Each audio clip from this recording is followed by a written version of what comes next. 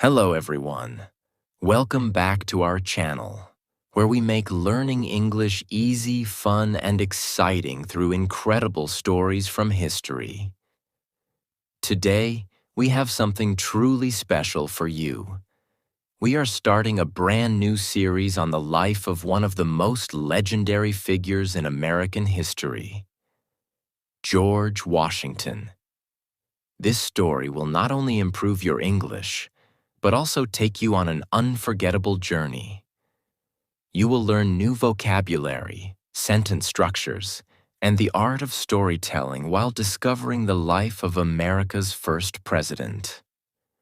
We promise you, by the end of this series, you will not only speak better English, but also feel inspired by the incredible struggles and triumphs of George Washington. So, get comfortable, listen carefully, and let's begin this fascinating journey. Part 1.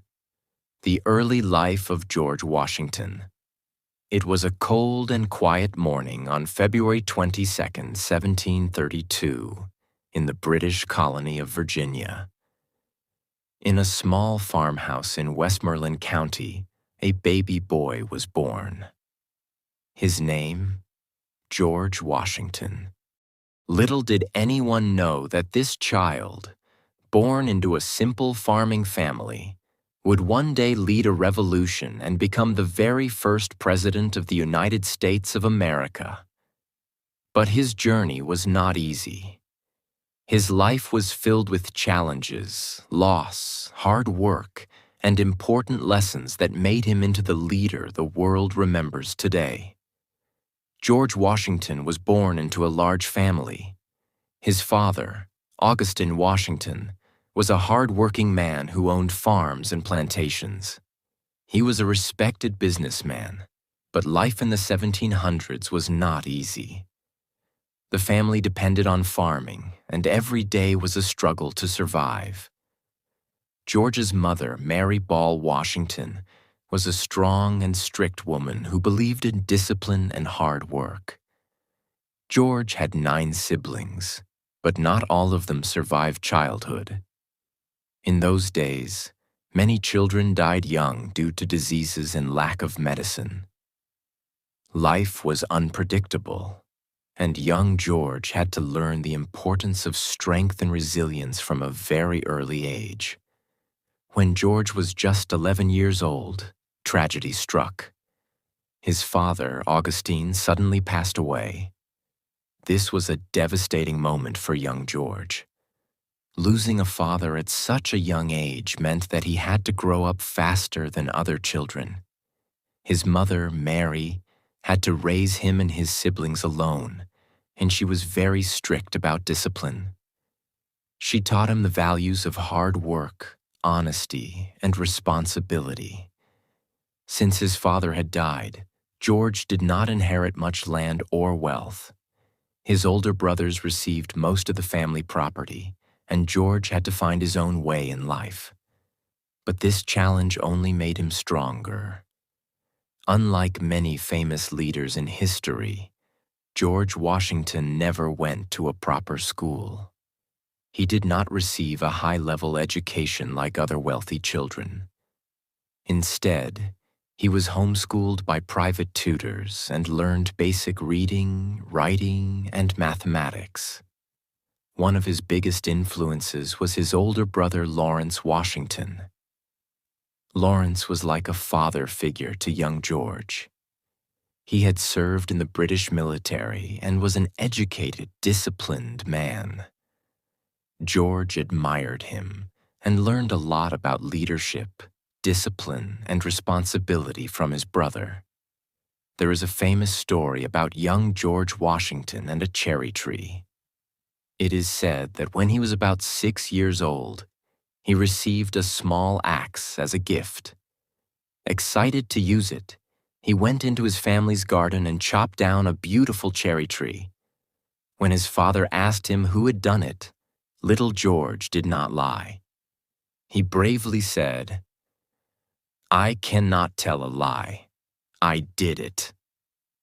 His father was so impressed by his honesty that he forgave him immediately. This story became legendary because it represents Washington's strong moral character and honesty, values that stayed with him throughout his life. As George grew older, he needed to find a way to make a living. Since he did not inherit much from his father, he had to work hard to build his future. By the age of 16, he started working as a land surveyor. This meant that he measured and mapped land for people who wanted to buy or sell property. This job was not easy. George had to travel through dangerous forests, cross rivers, and sleep outdoors in harsh weather. But these experiences made him tough and taught him survival skills that later helped him in war and leadership. By the time he was 17, George had become very skilled and respected in his job. He earned good money, and people began to notice his intelligence and discipline. He was no longer just a young farm boy. He was becoming a man of responsibility and ambition. Just as things were going well, tragedy struck again. In 1752, George's older brother, Lawrence Washington, became very sick with tuberculosis, a deadly disease at that time. George took care of him and even traveled with him to warmer places, hoping the climate would help. But sadly, Lawrence passed away. This was a heartbreaking moment for George. He had lost his father at 11 and now his beloved brother at 20. But instead of giving up, George became stronger. After Lawrence's death, George took over some of his responsibilities and even inherited Mount Vernon, a beautiful estate that would later become his lifelong home.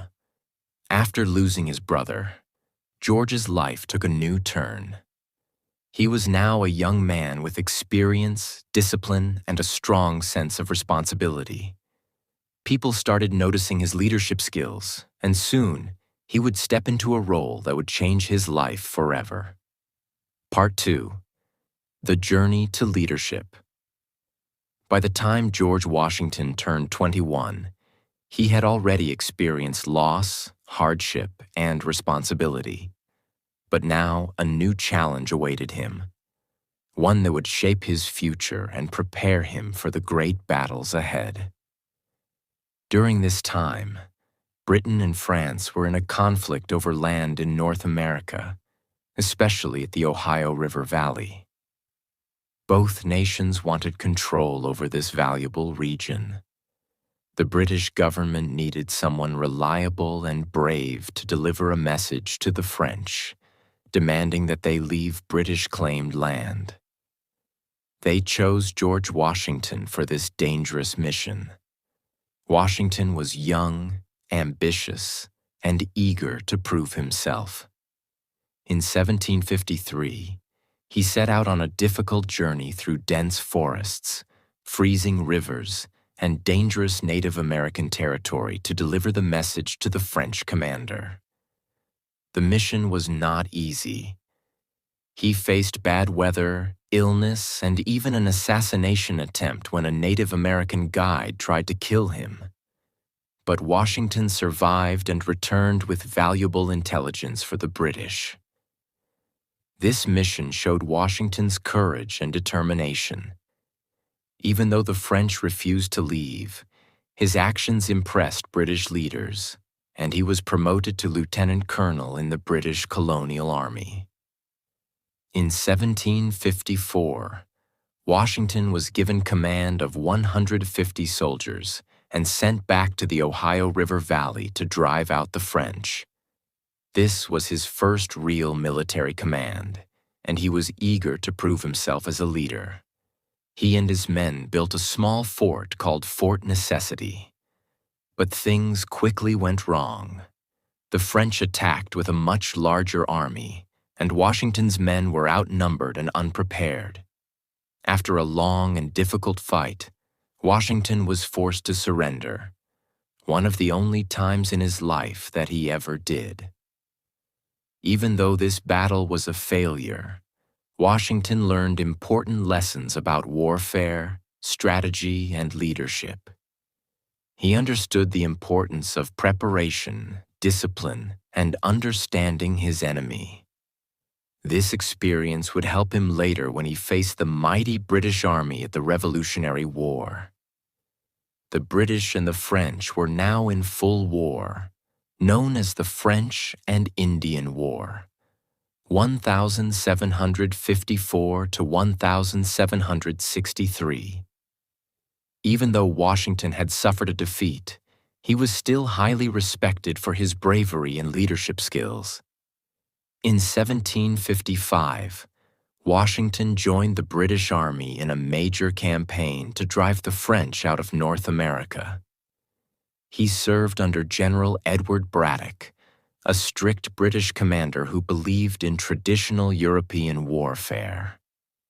But Washington knew that fighting in the forests of America was different from fighting on open battlefields in Europe. During the Battle of Monongahela, the British were ambushed by French and Native American forces. It was a complete disaster. General Braddock was shot and killed, and the British soldiers were terrified and confused. But Washington remained calm and took control of the situation. He led the surviving troops to safety, saving hundreds of lives. After the battle, something incredible was discovered. Washington's coat had 4 bullet holes in it, but he was completely unharmed. Many believed that he was protected by divine intervention, and this event added to his legend as a leader destined for greatness. After the war, Washington was promoted to colonel and became the commander of all Virginia forces. But soon, he grew frustrated with the British military system. Despite his loyalty and hard work, he was not given the same respect and promotions as British-born officers. This planted the first seeds of resentment against British rule in his heart. By 1758, Washington retired from the military and returned to Virginia. He was now 26 years old and ready for a new chapter in his life. He had fought hard, gained experience, and learned the strengths and weaknesses of the British Army. But he was tired of war. He wanted a peaceful life, managing his estate and starting a family. In 1759, Washington married Martha Custis, a wealthy widow with 2 children. Martha was kind, intelligent, and a great partner for George. Their marriage gave Washington financial security and allowed him to focus on growing his plantation, Mount Vernon. Washington became one of the richest men in Virginia. He expanded Mount Vernon, experimented with farming techniques, and became involved in local politics. He was respected, successful, and happy. But fate had other plans for him. During the 1760s and 1770s, tensions between Britain and the American colonies began to rise. The British government imposed heavy taxes on the colonies without giving them representation in Parliament. This angered many Americans, including Washington. He believed in freedom and fair treatment. He saw how British laws hurt farmers, businesses, and ordinary people. He began attending meetings with other colonial leaders to discuss resistance against British rule. Part 3. The Road to Revolution. By 1775, the American colonies were on the edge of war with Britain. The British government had been taxing the colonies heavily, imposing harsh laws, and refusing to give them any voice in Parliament. The people were angry, and many were ready to fight for their freedom. In April 1775, the first shots of the American Revolution were fired at Lexington and Concord. The colonies realized they needed a strong leader to unite them and lead their army against the most powerful military in the world, the British Army. All eyes turned to George Washington. Washington was already one of the most respected men in America. He was a war hero, a wealthy landowner, and a strong leader. When the Second Continental Congress met in June 1775, they unanimously chose Washington to be the commander-in-chief of the Continental Army. Even though he accepted the responsibility, Washington knew this would be the greatest challenge of his life. The American army was weak, poorly trained, and lacked weapons. The British Army, on the other hand, was well-trained, well-funded, and had powerful warships. Washington had no choice but to fight smart, use strategy, and never give up. Washington's first real test as a commander came in Boston. The British had taken control of the city, and Washington needed a plan to drive them out. He trained his army and, with clever strategy, managed to force the British to retreat in March 1776. This was a huge victory for America. But soon, things became much more difficult. In August 1776, the British launched a major attack on New York City. Washington and his army fought bravely, but they were badly outnumbered. They suffered a terrible defeat, losing thousands of soldiers. Washington had no choice but to retreat. Many of his soldiers lost hope. Some even deserted, ran away from the army. Winter came, and the situation became worse. Washington's army had little food, no warm clothes, and no money. Many believed the revolution was about to fail. But Washington refused to give up. On Christmas night, 1776, he launched a daring attack on the British at Trenton, New Jersey. In the middle of the night, Washington and his men crossed the icy Delaware River, surprising the enemy and winning a crucial victory. This battle boosted morale and gave the soldiers hope again.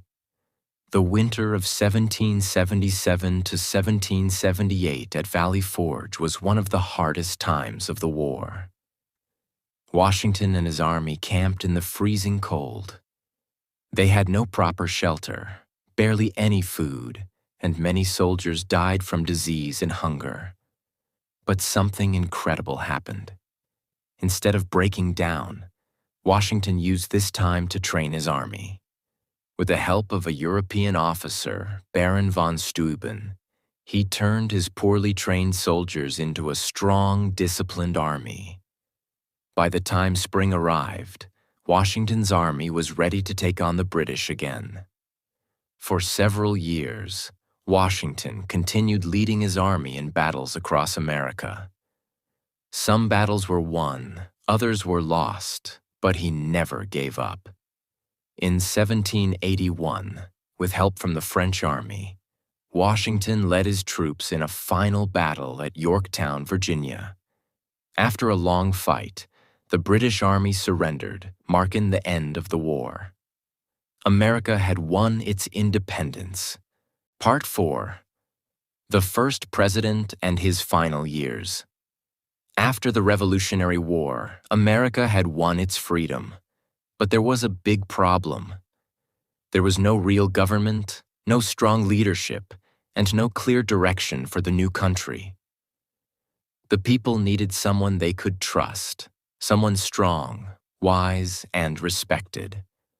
That person was George Washington. In 1789, Washington was unanimously elected as the first president of the United States. He didn't want to be president. He had already served his country for many years and wanted to retire to his farm in Mount Vernon.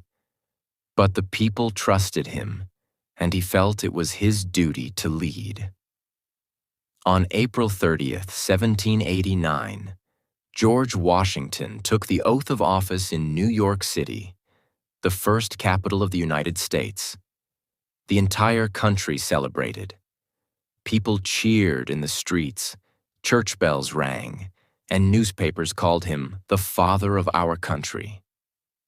Washington faced many challenges as the first president. The United States was a brand new country, and everything had to be built from scratch.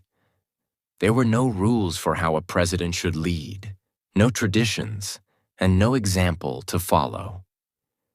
But Washington knew that every decision he made would set a precedent, an example for future presidents.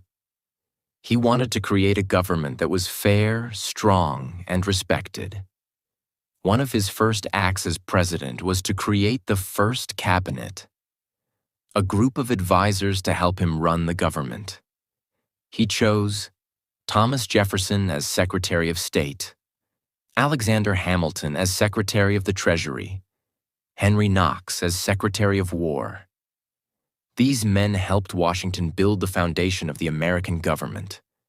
Being president was not easy. Washington faced many difficult problems. 1.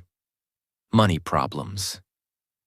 The U.S. was in debt after the war. Alexander Hamilton helped Washington create a financial system to stabilize the economy. 2. Foreign threats. Britain and France were at war, and both wanted America to take sides. Washington decided that America should stay neutral. 3.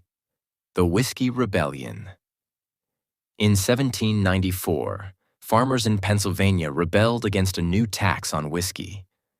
Washington sent troops to stop the rebellion, proving that the new government was strong and would not tolerate violence. 4th, political divisions. 2 political parties started to form: the Federalists, led by Hamilton, and the Democratic Republicans, led by Jefferson. Washington hated political parties and warned that they would divide the country. Despite these challenges, Washington kept the country united and created a government that would last for centuries. After serving 2 terms, 8 years as president, Washington decided to step down. Many people wanted him to serve a 3rd term, but he refused. He believed that no president should stay in power for too long. This would prevent a king-like ruler. Before leaving office, he gave his famous farewell address in 1796. In this speech, he gave 3 important warnings. 1. Stay united. He warned Americans not to let political parties divide them. 2. Avoid foreign wars.